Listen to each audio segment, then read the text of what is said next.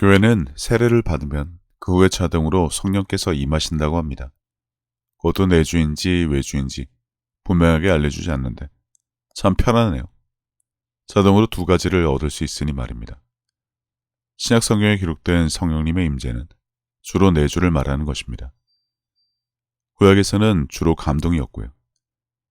하나님 입장에서 보자면 아들을 보내신 일에 대해 영원 전부터 세상이 지어지기 이전부터 이미 모든 것을 아시고 예정된 일이라 그 후 이 일에 대해 더 많은 관심을 두고 계신데 정작 교회와 목회자 그리고 신자들은 여전히 구닥다리 구약을 붙잡고 캐캐 묵은 먼지에 취해 여호와를 찾고 있는 모습이 참 가련하기만 합니다.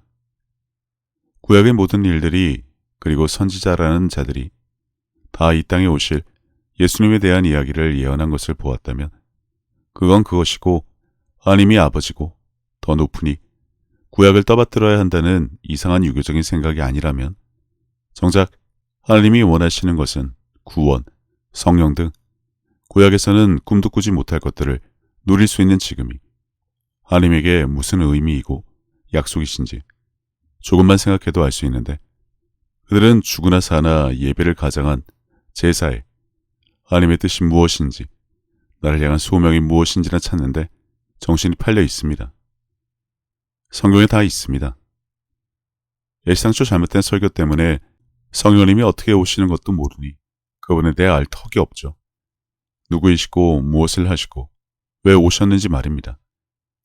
이처럼 신학과 교리에 쩔은 자들이 성령님을 저절로 받는다 믿는 것도 넌덜머리 나지만 성령이 임하신 것을 어찌 모를 수 있냐며 여전히 오감으로 하나님과 예수님과 성령님을 느낄 수 있다는 자들이 허무맹랑한 주장도 도토리 키재기입니다.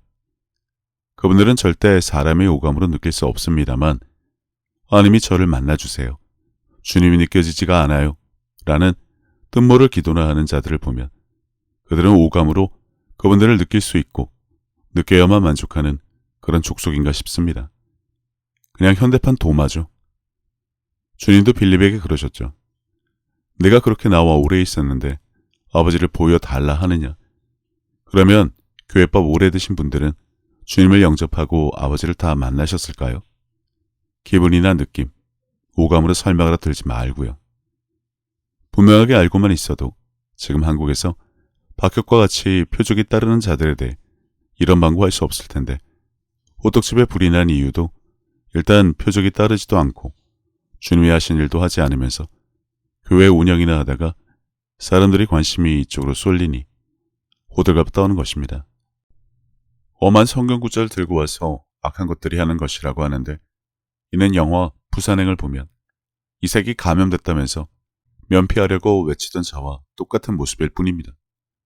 물론 그런다고 귀가 팔랑해서 그런 것으로 아는 자들이야 당연히 성경을 모르니 그럴 수밖에요. 문제는 성경을 아는 목회자들이 나서서 발광을 하니 어쩔 수가 없습니다. 심판 때 그 앞에서 주님 앞에서 주님의 말에 반대되는 변명을 똑같이 할 것이라는 생각을 하면 암담하네요. 그나저나 영적 기도를 하면 성령을 받는다는 교회, 그 증거로 방언을 하는지만 보면 됩니다. 이건 또 은사니 따로 받아야 한다고 지르대지 말고 구약과 신약을 완전히 갈라놓은 오순절 사건이 성경에 기록된 것을 보면 그들이 성령을 받고 방언을 말하기 시작한 것을 부정하는 짓은 그냥 혼자 떠들기 바랍니다. 게다가 성령을 받는 사람의 자격이나 조건에 대해 허구한 날 회개해서 마음과 생각을 깨끗하게 하는 사람에게만 오신다는데 여전히 사람의 기준에서 만들어낸 헛소리일 뿐입니다. 그런 사람이 인류 역사상 단 한 명이라도 있었을까요? 거룩하신 그분이 오시니 거룩한 사람에게 오신다는 어거지 주장인데 성경이나 봅시다. 오순절 사건, 바울의 안수, 베드로와 고넬료의 만남에서 성령이 임하신 것을 알 수 있는데 그들은 모두 거룩해서 받았을까요? 주님은 구하는 자에게 성령을 보내주신다고 약속을 하셨기 때문에 성경에도 없는 말은 율법에, 유교에, 신학에, 교리에 쩌른 헛소리는 그만들 했으면 합니다. 방언은 성령이 임하셨다는 첫 번째 증거이기 때문에 중요하고 더 중요한 것은 주님이 약속하신 것처럼 지금 그분이 보좌에 앉아 계시면서 성령을 보내주신다는 약속을 여전히 지키고 계신다는 것에 더 큰 의미를 두어야 합니다. 그러니 누구라도 성령을 받고 방언을 말하므로 주님의 말씀이, 그분의 약속이 얼마나 신실하신지 선전하고 알리는 것이 당연하지만 교회와 목회자가 나서 방언을 금하고 하지 말라니, 그래서 늘 미친 짓 한다고 말합니다. 게다가 그나마 오신 성령도 회개와 기도가 약하면 떠나신다고 하는데 행여나 그러실까 전전긍긍하는 것이 과연 기독교 신앙생활일까요? 오직 인간의 머리로 만들어낸 헛된 이야기가 성경에 언급된 소멸을 그런 식으로 해석하는데, 소멸과 진화는 다릅니다. 그분은 그런 존재가 아닙니다. 만약 당신이 방언을 해서 성령받음을 입증할 수 있다면 아무리 죄를 지어도 그분은 그 즉시 떠나시는 분이 아니란 것만 아시면 됩니다. 죄를 더 크게 인식하기 때문에 그분이 더 작게 느껴지는 것입니다. 전구의 발길을 조금 낮춘 것이라는 표현을 해야 쉽게 이해할 것 같습니다. 여태 언급한 일들에 대해서도 제대로 모르는 자들이 한 소리니까요. 성령님은 놀이공원 풍선처럼 우리 손에 매달려 주변에 둥둥 떠다니시는 분이 아닙니다. 근데 동행인이 찾거나 부르면 오신다느니 엄한 소리들을 하는데 이건 뭐 그냥 몰라서 하는 헛소리라는 겁니다. 근본 없는 설교를 듣고 감동받았네, 은혜 받았네라며 뜻모를 소리를 하기 전에 말씀을 마음에 풀어주실 때 마음이 뜨겁지 아니하더냐는 말씀을 기억하시면서 그분의 임재, 성령의 가르침, 주님이 하신 모든 말씀을 기억나게 하시는 그분과의 삶, 그리고 그로 인해 주님이 하신 일은 물론이고 그보다 더 큰 일도 하는 표적이 따르는 믿는 자, 주님과 하나님이 원하시는 자가 어떤 자일지 생각해보면 성령을 모시고 살아갈 수 있는 지금이 얼마나 커다란 축복인지 아시게 되기를 바랍니다. 그러니 세례받으면 성령 받는다, 영적 기도를 통해 성령이 오시는 것이 아니다, 깨끗한 사람에게만 오신다는 헛소리들에 귀 기울이지 마시고 구하세요. 그리고 그 증거로 방언을 하면 됩니다. 그러면 이건 표적 중에 하나이니 주님이 언급하신 따르는 표적, 그 일을 할 수 있습니다. 박효도 당연히 그런 과정이 있었겠죠. 그렇게 성장하다가 죽은 사람도 살려낼 것입니다. 청문회도 아니고 있지도 않은, 자기도 뭔지 모르는 남의 흠집을 찾는 데 발광하느라 미천 다 드러내고 개망신 더 당하기 전에 믿는 자는 주님이 하신 일을 한다고 하셨으니 다른 말 다 필요 없고 믿는 자가 되면 됩니다. 그러면 뭘 알고 믿어야 할까요? 우리를 사랑하시는 하나님의 사랑을 알고 믿는 자가 되어야 합니다. 십자가 사건보다 위에 있는 하나님의 사랑, 그래야 주님의 말씀처럼 사랑하고 말을 지키면 그분이 우리 안에 거처를 삼으시니 당연히 그래야죠. 쇼츠 영상 엔딩에 늘 올리는 말인데, 그나저나 지금 성령을 받게 돕는 교회 댕기고 있습니까?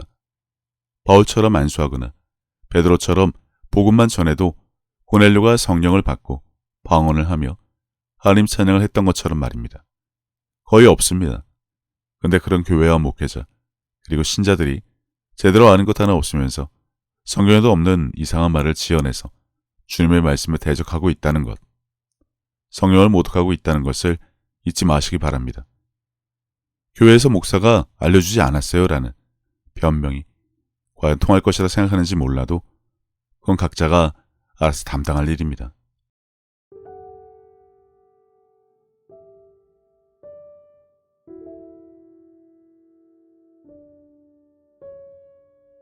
예수님께서는 내 마음을 다하고 목숨을 다하고 뜻을 다하고 힘을 다하여 주 너의 하나님을 사랑하라 하신 것이요. 둘째는 이것이니 내 이웃을 내 자신과 같이 사랑하나 보다 더 큰 계명은 없다고 하셨습니다. 생각해보면 믿는 사람들은 이미 하나님께 받은 것이 너무나 많은 것을 아는 자들입니다. 예수님을 통해 죄사함과 구원을 받은 것부터 시작해서 살아 숨을 쉴 수 있는 공기와 바람, 맑고 푸른 하늘과 마실 물, 그리고 땅과 그 위와 아래의 많은 것들, 이미 오래전부터 내 주변에 있어 왔으니 당연한 것으로 여기며 우리는 여전히 값없이 공짜로 받아 그것들이 감사함을 잊고 살기는 했지만 그런 것 말고도 하나님으로부터 받은 사랑과 평안에 대해 생각하자면 끝이 없습니다. 하지만 사람은 하나님으로부터 받은 그 많은 은혜를 갚을 방법이 없습니다. 그래서 하나님께서는 내 이웃을 내 몸같이 사랑하는 것으로 그것을 대신 갚으라고 하신 것인지도 모릅니다. 그리고 지극히 작은 자에게 한 것이 곧 하나님께 한 것이라고 하셨으니 그분의 은혜를 알고 그분을 닮아가는 삶을 살아가야 한다면 지금 내가 살아가는 삶의 방향이 하나님과 나의 이웃을 사랑하는 올바른 길 위에 있는 것인지 한 번쯤 점검해 봐야 하지 않나 싶습니다. 이와 같이 하나님의 뜻, 그분이 기뻐하실 일이 무엇인지 알고 내게 주어진 소명을 다하기 위해 끊임없이 힘쓰고 노력하는 것도 크리스찬들이 마땅히 해야 할 일이 아닐까라는 생각을 해봅니다. 이제는 세상 유행에 따라 요동치던 내 마음을 모두 내려놓고 혼자서 하나님의 뜻을 헤아리는 시간을 가져보시기를 권해봅니다. 하나님은 세상 모든 사람들을 사랑하십니다. 그렇기 때문에 당신이 사랑받기에 마땅한 사람인 것처럼 당신의 가족도 이웃도 그분에게는 마찬가지로 소중한 자녀들입니다. 당신이 어려운 상황을 겪었을 때 하나님께서 당신의 삶에 관여하실 수 있도록 마음의 문을 열고 그분을 신뢰하며 동행하는 삶을 살아왔듯이 이제 당신도 다른 사람들에게 먼저 다가가서 손을 내미는 귀한 삶이 되어주시기를 바랍니다. 예수님께서 주신 새 계명, 서로 사랑하라. 저도 늘 제 자리에서 최선을 다하여 섬기고 사랑하며 살도록 하겠습니다. 감사합니다.